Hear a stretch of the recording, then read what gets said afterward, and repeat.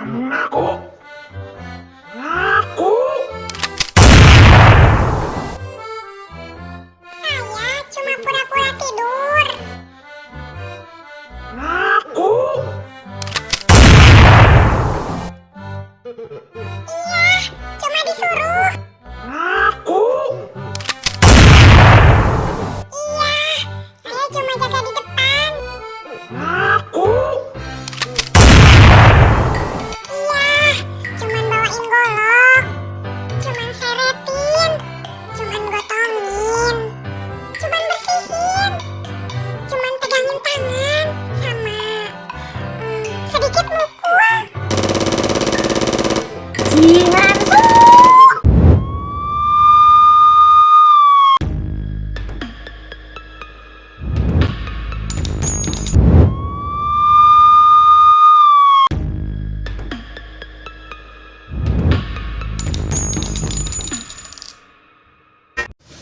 Kresek kuning memang menarik untuk dibahas.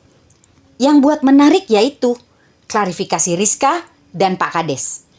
Ketika video kresek kuning ini tayang, Rizka langsung komentar bahwa isinya adalah kantong jenazah. Tambah menarik nih, ketika Rizka bilang disuruh ustadz dan polisi. Ini yang perlu dipertanyakan. Ustadz yang mana yang menyuruh atau memperbolehkan jenazah seorang muslim dikuburkan bersama benda-benda lain? Kok kurang yakin ya kalau ustadz? Kalau dukun, nah ini mungkin. Dukun Pantura ya. Lalu yang kedua, Rizka bilang disuruh polisi. Polisi mana? Siapa polisi yang menyuruh memasukkan kantong jenazah ke liang lahat korban pembunuhan? Kita tahu selama 2 tahun kasus ini gelap, tertutupi karena ada obstruction of justice, baik itu oknum polisi maupun oknum warga sipil. Apa dasar dan maksud polisi ini menyuruh kantong jenazah dikuburkan bersama korban Amelia? Tidakkah si polisi ini memiliki pengetahuan bahwa kantong jenazah itu adalah sebuah properti? Tidakkah polisi itu mengetahui bahwa ini bukan korban kecelakaan lalu lintas? Ini korban pembunuhan, di mana banyak barang bukti yang harus diamankan. Banyak juga orang-orang yang patut dicurigai, karena clue dari Ibu Kapolres adalah orang dekat. Clue ini sudah keluar ketika tanggal 18 Agustus 2023 pada siang hari. Pemakaman itu dilakukan pada tanggal 19 Agustus 2023. Polda Jabar, kami memohon sidik atau periksa polisi yang menyuruh memasukkan kantong jenazah ke kuburan almarhum. Cerita kantong kresek kuning ini bertambah lucu ketika Pak Kades mulai mengklarifikasinya. Pertama, Pak Kades mengatakan tidak tahu keberadaan kantong kresek kuning sebab dia memperhatikan jenazah ketika dimasukkan. Faktanya, ketika volume dibesarkan, ada suara Pak Kades menjawab, kantong mayit, kantong mayit, kantong mayit. Pak Kades juga mewawancarai 2 orang si penggali kubur pada otopsi kedua. Mereka bilang tidak melihat apa-apa.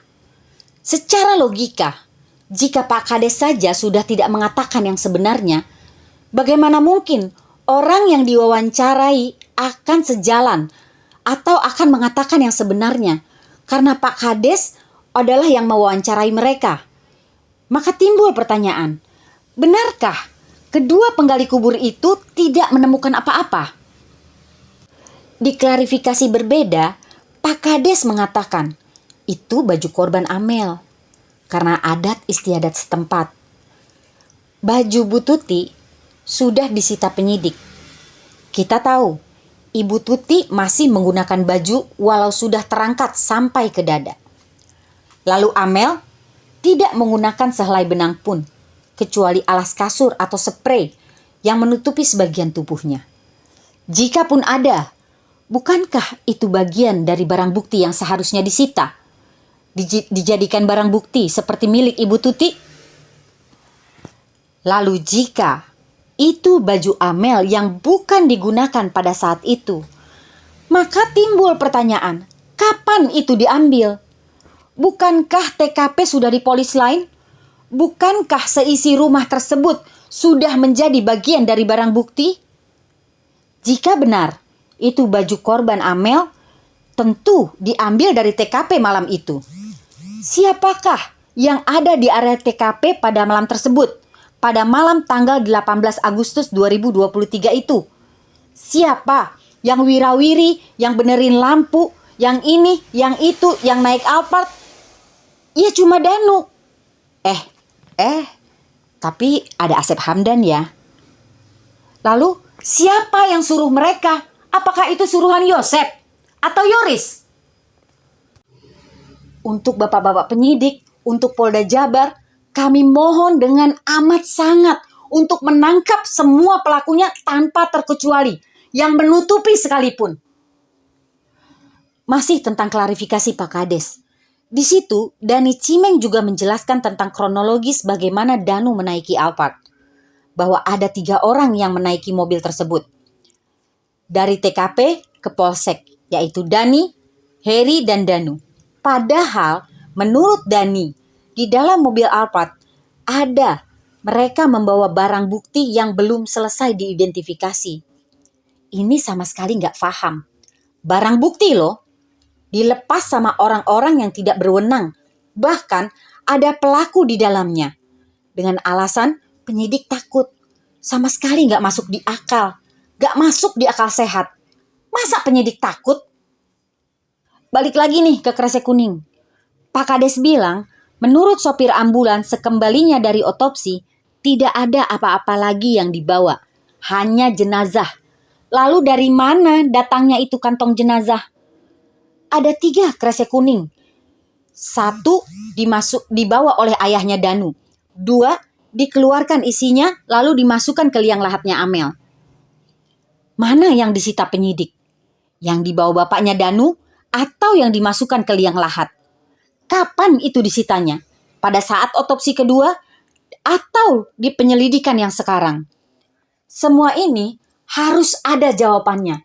Kalau kita benar-benar mengawal kasus ini, kalau kita benar-benar menuntut keadilan untuk kedua korban. Media online begitu masif menggiring opini-opini sesat. Informasi yang didapatkan belum tentu benar, bahkan cenderung menyebarkan fitnah. Seperti contoh perabotan TKP di rumah Mimin, Pak Yosep yang sudah mengakui, dan lain sebagainya. Apakah ini yang dinamakan dosa fitnah jariah? Na'udzubillah. Tapi PH Danu juga ngomong gitu ya. Dalam sukses menimbulkan manajemen konflik, bukan hanya di antara netizen, tetapi juga di antara instansi kepolisian, saling curiga dan saling tidak percaya. Jangan lupa Pak, ini adalah strategi orang-orang politik. Bapak Ibrahim Tompo mengatakan, 4 tersangka tidak korporatif. Maksudnya gimana Pak? Mereka hadir loh setiap wajib lapor pada hari-hari yang ditentukan. Mereka hadir setiap dipanggil. Kalau mereka tidak mengakui perbuatannya dianggap tidak korporatif, bagaimana kalau mereka memang bukan pelakunya? Masih ada 1 pertanyaan untuk Polda Jabar. CCTV sepertinya hilang. Tetapi dari pengakuan Abi dan Arigi terdapat bukti saintifik digital forensik. Bukan sinyal HP ya Pak. Mengapa itu tidak diambil? Padahal itu bisa membuktikan apakah Abi dan Arigi yang berkata benar atau Danu yang bohong. Ini menjadi tanda tanya. Jika ada hal yang bisa menguji pengakuan Danu, tapi tidak dilakukan. Jangan sampai yang gak ada, tapi diada-adain. Kami ada di sini bertahun-tahun. Kami menyaksikan prosesnya. Kami menganalisa terus-menerus. Jangan pertontonkan ketidakadilan pada kami.